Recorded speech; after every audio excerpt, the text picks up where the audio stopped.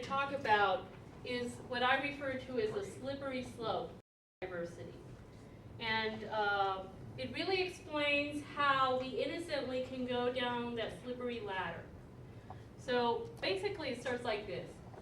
Most of us, well, all of you have to have done decently in school because you graduated from high school and now you're in a community college. In order for you to have done that, you have to have what we all refer to as a brain, okay? And by the way, like my artwork? Yes. Yeah? Simple, clean, I like it. Yeah, to the I point. was wondering what that was, then I was like, brain. Oh, okay. Uh-huh. It says it. It's a big brain, oozing over. All right, so we categorize information. In order for us to pass an exam, we have to, okay, the 5 basic points about World War II are that it happened in Germany, okay? We memorize things. We categorize things that make sense to us, right? So it's a natural, organic process that we all have, and I'm not going to discourage you from doing. However, here's the possibility that our categorization can then go into. As we generalize and categorize, we then may do something called stereotyping. Who can, isn't it test? So you can just tell me what you think stereotyping is, you may be right or wrong. Is everything all right back there? We heard a loud noise. Guys are better than girls.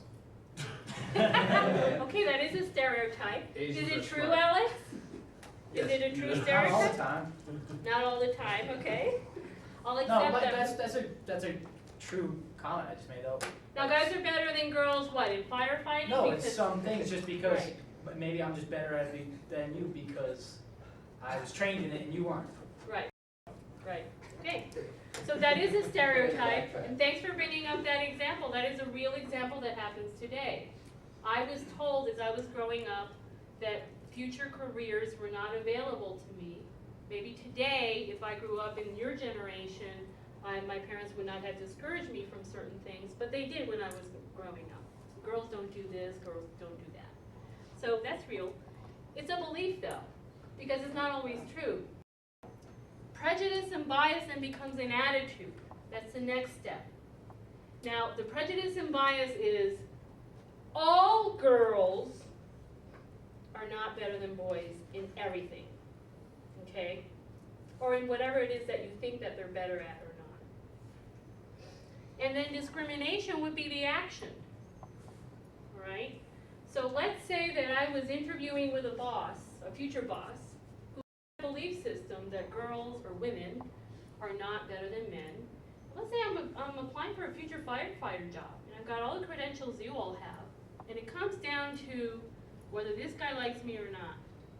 Except he has a prejudice against women in the fire services.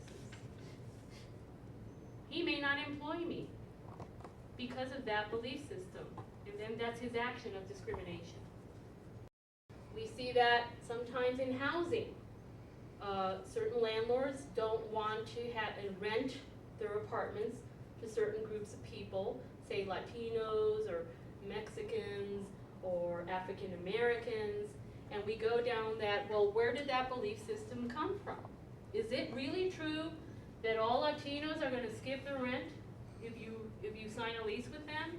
Is it really true that all African Americans are going to pay the rent? Is it true that all women are going to fail and not be a good firefighter if you hire them?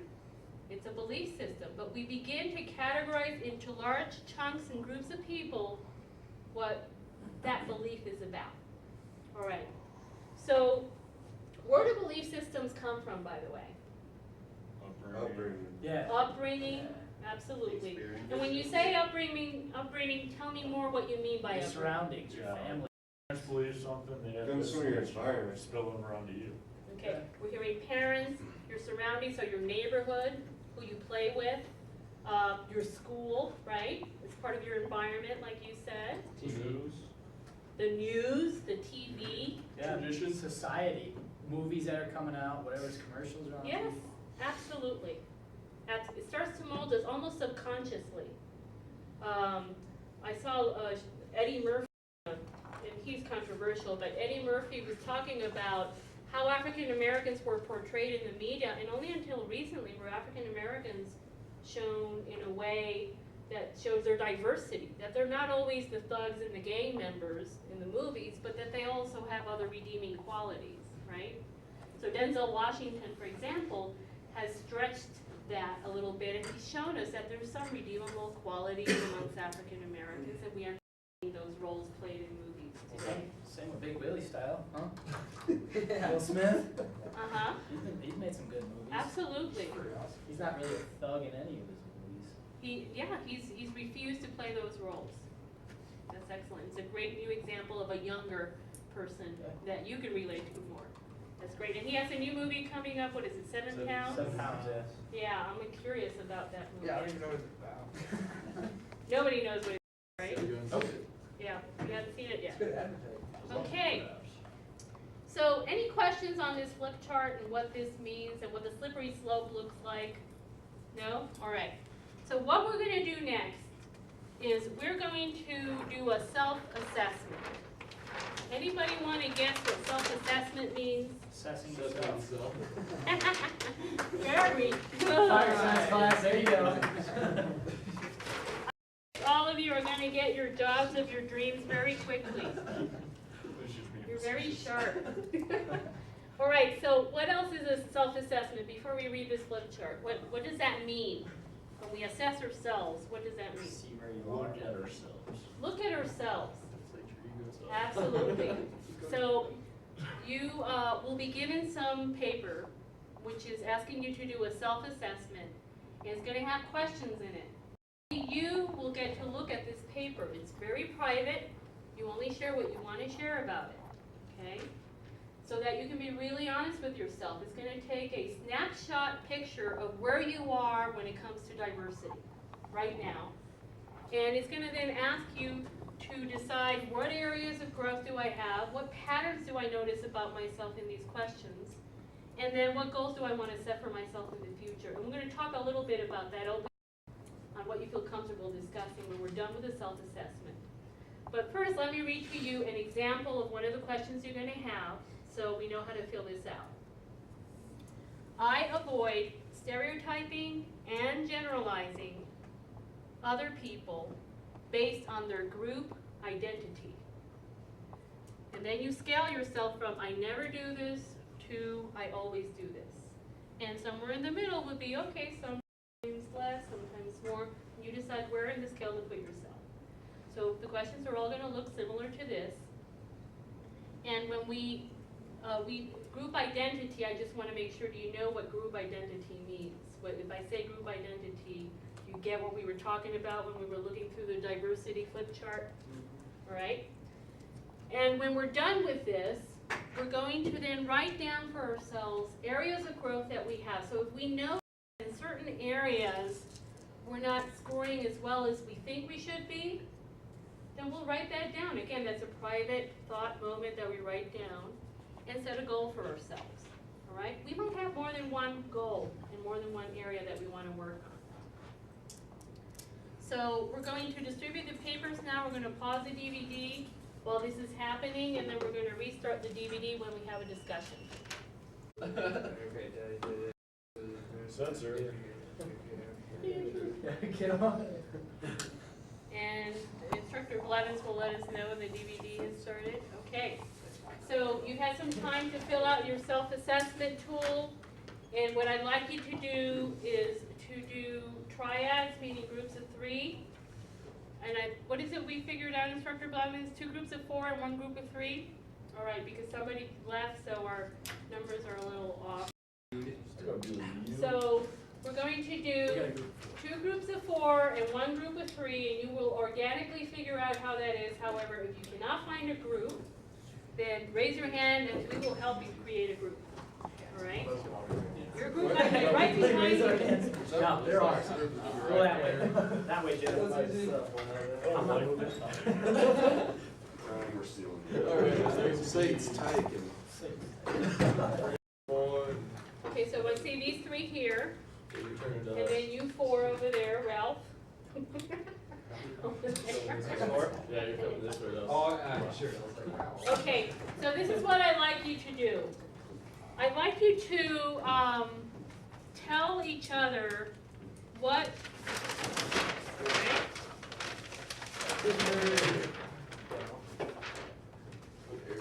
tell me what area of you have set for yourself or what goals you've set. If you feel comfortable sharing that with your partner. However, if that's something you don't want to share, then pick a question that you want to discuss with your group, all right? I want you to get talking about what challenges came up for you with your self-assessment. All right, so it looks like you don't need to ask me questions because you're ready to start talking with each other, right? Are we talking to you or Okay. just us? I'm Are we blurting it out? No, you're talking in your group, and then we're going to have a larger group discussion after that, okay?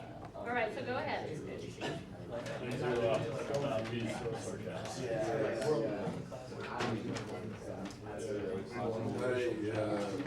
Lean towards it. Hey, we going Ben, back to- all right? We're telling each other jokes, alright? Hey, we're open and sharing about ourselves. Okay. This is better than shouting, isn't it? Yeah. Don't you think? Choo-choo, and it's different sounds too on Yeah. different sides. All right. No, there's only one side. So it saves my voice when I'm presenting, and it's a conversation piece. All right, so we've had some time to talk in our small groups about what our self-assessment looked like, and I went ahead and put it up here. And who'd like to share what something they feel comfortable sharing with a larger group? Alex, Education. what about education? I'm not gonna go way out of my way to go educate myself on all the different religions. I'm not gonna be blinded to it. I'm aware of what's around me, and when I used to go to Mexico, we used to go build homes for the homeless down there, go to orphanages. You wouldn't be blind from the religion or the race or whatever's down there. You adapted to it very quickly, but I'm not gonna go sit and pay for credits to go learn about just specific race. Go out of your way, yeah. Increasing your awareness, I put the same thing. Right. So it sounds like you did increase your awareness with certain populations, like when you went to Mexico. But some way I'm gonna enjoy it. I'm not gonna sit in class and read a book about it. Right, okay. So you're more experiential, and that's one thing that all of you in your boards, when I got to hear you do your interviews in the boards, most of you are firefighters or wanting to be firefighters because you don't want desk jobs. Because you like the physical experience of working with your hands and with your bodies, and so you want to be challenged in an experiential, physical way, and so it has to make sense. So building homes for the homeless, or what is it for humanity called? Habitat for Humanity. Habitat for Humanity. That would be something that you are organically doing with them as opposed to sitting in a classroom and learning about diversity.